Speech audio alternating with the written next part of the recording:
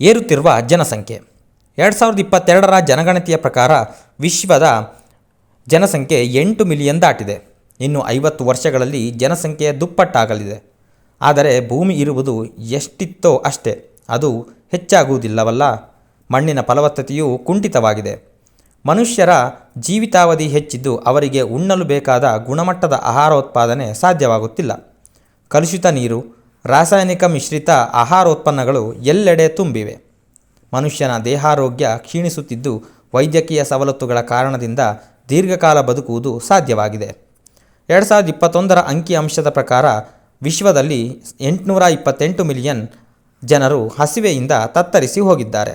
ಕೃಷಿ ಕ್ಷೇತ್ರದಲ್ಲಿ ಸೂಕ್ತ ಬದಲಾವಣೆಗಳನ್ನು ತ್ವರಿತಗತಿಯಲ್ಲಿ ಮಾಡದೇ ಹೋದಲ್ಲಿ, ಕೃಷಿಯೋಗ್ಯ ಭೂ ಬಳಕೆಯನ್ನು ವ್ಯಾಪಕವಾಗಿ ಮಾಡದೇ ಹೋದಲ್ಲಿ, ಮಣ್ಣಿನ ಫಲವತ್ತತೆ ವೃದ್ಧಿಗೆ ಒತ್ತು ಕೊಡದೇ ಹೋದಲ್ಲಿ ಮುಂಬರುವ ವರ್ಷಗಳಲ್ಲಿ ನಾವೆಲ್ಲರೂ ಇದರ ಘೋರ ಪರಿಣಾಮಗಳನ್ನು ಅನುಭವಿಸಬೇಕಾಗುತ್ತದೆ. ನಿರಂತರವಾಗಿ ಏರುತ್ತಿರುವ ಜನಸಂಖ್ಯೆಯಿಂದ ಆಗಬಹುದಾದ ಪ್ರತಿಕೂಲ ಪರಿಣಾಮಗಳು ಒಂದಲ್ಲ ಎರಡಲ್ಲ. ಜೊತೆಗೆ ಭೂಮಿಯ ಅಂತರ್ಜಲ ಮಟ್ಟವು ಕುಸಿಯುತ್ತಲೇ ಇದ್ದು 2050ರ ವೇಳೆಗೆ ಕುಡಿಯಲು ನೀರಿಲ್ಲದ ಪರಿಸ್ಥಿತಿ ಎದುರಾದರೂ ಅಚ್ಚರಿಯಿಲ್ಲ ಎಂದು ತಜ್ಞರು ಎಚ್ಚರಿಸುತ್ತಲೇ ಇದ್ದಾರೆ. ಜೈವಿಕ ವೈವಿಧ್ಯತೆ ನಶಿಸುತ್ತಿದೆ. ನಮ್ಮ ಭೂಮಿಯಲ್ಲಿ ಜೈವಿಕ ವೈವಿಧ್ಯತೆ ಅತ್ಯಂತ ಮಹತ್ವಪೂರ್ಣ ಪಾತ್ರವನ್ನು ವಹಿಸುತ್ತದೆ. ಭೂಮಿಯ ಮೇಲಿರುವ ಎಲ್ಲ ಪ್ರಾಣಿ ಪಕ್ಷಿಗಳು, ಸೂಕ್ಷ್ಮಾಣುಜೀವಿಗಳು, ನೀರು, ಗಾಳಿ ಇವೆಲ್ಲವೂ ಸಂತುಲಿತವಾಗಿ ಇಲ್ಲದೆ ಹೋದಲ್ಲಿ ಆಗಬಹುದಾದ ಅನಾಹುತಗಳು ಒಂದೆರಡಲ್ಲ. ನಾವು ಮನುಷ್ಯರು ಮಾತ್ರ ಈ ಭೂಮಿಯ ಒಡೆಯರು, ಇಲ್ಲಿ ವಾಸ ಮಾಡಲು ಹಕ್ಕುಳ್ಳವರು ಎಂದು ನಾವು ಭಾವಿಸಿದ್ದೇವೆ. ಅದಲ್ಲ.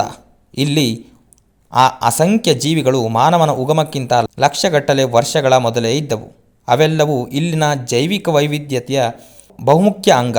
ರಾಸಾಯನಿಕ ಕ್ರಿಮಿಕೀಟನಾಶಕ ಬಳಸಿ ಅವುಗಳನ್ನು ಸಾಯಿಸುವುದರಿಂದ ಆಗುತ್ತಿರುವ ಅನಾಹುತಗಳ ನೇರ ಪರಿಣಾಮವನ್ನು ನಾವೆಲ್ಲರೂ ಅನುಭವಿಸಬೇಕಾಗಿದೆ. ಇದರ ಪರಿಣಾಮವಾಗಿಯೇ ಅನೇಕ ಸ್ಥಳೀಯ ತಳಿಗಳು ಅಳಿದು ಹೋಗಿವೆ. ಇನ್ನು ಕೆಲವು ಅಳಿವಿನಂಚಿನಲ್ಲಿವೆ. ಆನುವಂಶಿಕತೆಯ ನಾಶ ಎಂದು ಕರೆಯಬಹುದು. ಭಾರತದಲ್ಲಿ 4 ಲಕ್ಷ ಬಗೆಯ ಭತ್ತದ ತಳಿಗಳಿದ್ದವು ಎಂದು ಇತಿಹಾಸ ಹೇಳುತ್ತವೆ. ಆದರೆ ಈಗ ಇರುವುದು ಅತ್ಯಲ್ಪ. ಹಾಗಿದ್ದರೆ ಆನುವಂಶಿಕತೆಯ ನಾಶ ಹೇಗಾಯಿತು? ಅದಕ್ಕೆ ಯಾರು ಹೊಣೆಗಾರರು ಎಂಬುದರ ಪುನರವಲೋಕವನ್ನು ನಾವೇ ಮಾಡಬೇಕಿದೆ. ಜೊತೆಗೆ ಪರಾಗ ಸ್ಪರ್ಶವನ್ನು ಮಾಡುವ ಜೇನ್ನೊಣಗಳ ತಳಿ ಕೂಡ ಅಳಿವಿನಂಚಿಗೆ ಸಲ್ಲುತ್ತಿದೆ. ಒಂದೊಮ್ಮೆ ಜೇನು ಸಂತತಿ ನಶಿಸಿದರೆ ಭೂಮಿಯ ಮೇಲೆ ಯಾವುದೇ ಕೃಷಿ ಉತ್ಪಾದನೆ ಸಾಧ್ಯವಿಲ್ಲ. ತಂತ್ರಜ್ಞಾನ ಅದೆಷ್ಟೇ ಮುಂದುವರೆದಿರಲಿ ಫಸಲು ಕಾಳು ಕಟ್ಟುವುದಿಲ್ಲ. ಎಲ್ಲವೂ ಜೊಳ್ಳಾಗಿ ಬಿಡುವ ಸಾಧ್ಯತೆಯೂ ಇದೆ. ಕೃಷಿ ಕ್ಷೇತ್ರದಲ್ಲಿ ಕಡಿಮೆಯಾಗುತ್ತಿರುವ ಬಂಡವಾಳ ಹೂಡಿಕೆ. ಕೃಷಿ ಕ್ಷೇತ್ರವನ್ನು ಆದ್ಯತಾ ವಲಯವೆಂದು ಪರಿಗಣಿಸಿದ್ದರು. ಅದಕ್ಕೆ ಸಿಗಬೇಕಾದ ಆದ್ಯತೆ, ಮಾನ್ಯತೆ ಇನ್ನೂ ಸಿಕ್ಕಿಲ್ಲ. ಅಂತಾರಾಷ್ಟ್ರೀಯ ಮಾರುಕಟ್ಟೆಯಲ್ಲಿ ಹತ್ತಿ, ಸಕ್ಕರೆ, ಮರ ಮುಟ್ಟು ಉತ್ಪಾದನೆಗೆ ಕೃಷಿ ಅರಣ್ಯ ಕ್ಷೇತ್ರವನ್ನು ಅವಲಂಬಿಸಿದ್ದೇವೆ ಎಂಬುದೊಂದೇ ಅಲ್ಲ. ಕೃಷಿ ಕ್ಷೇತ್ರ ವ್ಯಾಪ್ತಿ ಮತ್ತು ವ್ಯಾಪಕತೆ ಅಗಾಧವಾದದ್ದು. ಯಾವ ದೇಶದಲ್ಲಿ ಕೃಷಿ ಕ್ಷೇತ್ರ ಸುಭಿಕ್ಷವಾಗಿದೆಯೋ ಆ ರಾಷ್ಟ್ರ ಆರ್ಥಿಕವಾಗಿ ಸುಭದ್ರವಾಗಿದೆ ಎಂದರ್ಥ. ಇದನ್ನು ನಾವಿನ್ನೂ ಸರಿಯಾಗಿ ಅರ್ಥ ಮಾಡಿಕೊಂಡಿಲ್ಲ. ನಾವು ಆಹಾರ ವಸ್ತುಗಳನ್ನು ಬೇರೆ ಬೇರೆ ರಾಷ್ಟ್ರಗಳಿಂದ ಆಮದು ಮಾಡಿಕೊಳ್ಳಬೇಕಾದ ಅನಿವಾರ್ಯತೆ ಎದುರಾದರೆ ನಮ್ಮ ಆರ್ಥಿಕತೆ ಪೂರ್ಣವಾಗಿ ಅದಕ್ಕೆ ವಿನಿಯೋಗವಾಗುತ್ತದೆ ಮತ್ತು ಸುಭದ್ರತೆ ಇಲ್ಲವಾಗುತ್ತದೆ. ಹಾಗಾಗಿ ಕೃಷಿಯಲ್ಲಿ ಹೊಸ ಸಂಶೋಧನೆಗಳಾಗಬೇಕು. ಉತ್ಪಾದಕತೆಯನ್ನು ವೃದ್ಧಿಸುವ ನಿಟ್ಟಿನಲ್ಲಿ ಸಂಶೋಧನೆಗಳಾಗಬೇಕು. ಜೊತೆಗೆ ರಾಸಾಯನಿಕ ಮತ್ತು ಕೀಟನಾಶಕಗಳ ಬಳಕೆಯನ್ನು ತಗ್ಗಿಸಿ ಉತ್ಪಾದಕತೆಯನ್ನು ಹೇಗೆ ವೃದ್ಧಿಸುವುದು ಎಂಬುದರತ್ತ ಒತ್ತು ಕೊಡಬೇಕು. ಅಂದರೆ ಕೃಷಿ ಕ್ಷೇತ್ರಕ್ಕೆ ದೊಡ್ಡ ಪ್ರಮಾಣದ ಬಂಡವಾಳ ಹೂಡಿಕೆ ಆಗಬೇಕು. ಸಂಸ್ಕರಣೆ ಮತ್ತು ಅಭಿವೃದ್ಧಿಗೆ ಹೆಚ್ಚಿನ ಆದ್ಯತೆ ಮತ್ತು ಪ್ರಾಶಸ್ತ್ಯವನ್ನು ಕೊಡಬೇಕು.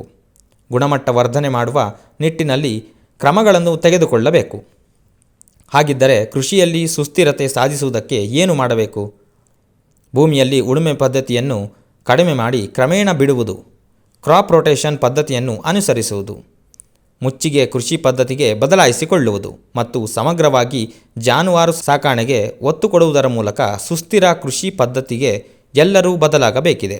ಹೀಗೆ ಮಾಡಿದಾಗ ಮಣ್ಣಿನ ಗುಣ ಸಂವರ್ಧನೆ ಆಗುತ್ತದೆ ಮತ್ತು ಮಣ್ಣಿನಲ್ಲಿ ಇಂಗಾಲದ ಪ್ರಮಾಣ ಹೆಚ್ಚಾಗಿ ಫಲವತ್ತತೆ ದೊರಕುತ್ತದೆ. ಜೊತೆಗೆ ಪುನರುತ್ಪಾದಕ ಕೃಷಿ ಪದ್ಧತಿ, ವರ್ಟಿಕಲ್ ಫಾರ್ಮಿಂಗ್ ಪದ್ಧತಿಗಳನ್ನು ಅನುಸರಿಸುವ ಮೂಲಕ ವೈವಿಧ್ಯತೆಗೆ ಒತ್ತು ಕೊಡುವುದು ಹೆಚ್ಚು ಸೂಕ್ತ. ಕೃಷಿ ಕ್ಷೇತ್ರ ಕಡೆಗಣನೆಗೆ ಒಳಗಾಗಿದೆ. ಅದನ್ನು ಗಂಭೀರವಾಗಿ ತೆಗೆದುಕೊಳ್ಳುವಲ್ಲಿ ಸರ್ಕಾರಗಳು ಮನಸ್ಸು ಮಾಡುತ್ತಿಲ್ಲ. ಆಗಬೇಕಾದ ಸಂಶೋಧನೆ, ಪ್ರಗತಿ, ಅಭಿವೃದ್ಧಿ, ಉತ್ಪಾದಕತೆಯ ವೃದ್ಧಿಯಾಗುತ್ತಾ ಇಲ್ಲ. ಈ ನಿಟ್ಟಿನಲ್ಲಿ ಸಾಕಷ್ಟು ಉಪಕ್ರಮಗಳು ತುರ್ತಾಗಿ ಆಗಬೇಕಿದೆ. ಇದೆಲ್ಲವನ್ನು ಮಾಡದೆ ಕೃಷಿ ಕ್ಷೇತ್ರವನ್ನು ನಿರ್ಲಕ್ಷಿಸಿದ್ದಲ್ಲಿ ಮುಂದಾಗಬಹುದಾದ ಘೋರ ಪರಿಣಾಮಗಳನ್ನು ನಾವೆಲ್ಲರೂ ಅನುಭವಿಸಬೇಕಾಗುತ್ತದೆ. ಗೆಳೆಯರೇ, ಈ ವಿಡಿಯೋ ತಮಗೆ ಇಷ್ಟವಾದಲ್ಲಿ ಲೈಕ್ ಮಾಡಿ, ಶೇರ್ ಮಾಡಿ ಹಾಗೂ ತಮ್ಮ ಅಭಿಪ್ರಾಯಗಳನ್ನು ಕಮೆಂಟ್ ಮಾಡುವ ಮೂಲಕ ನಮಗೆ ತಿಳಿಸಿ.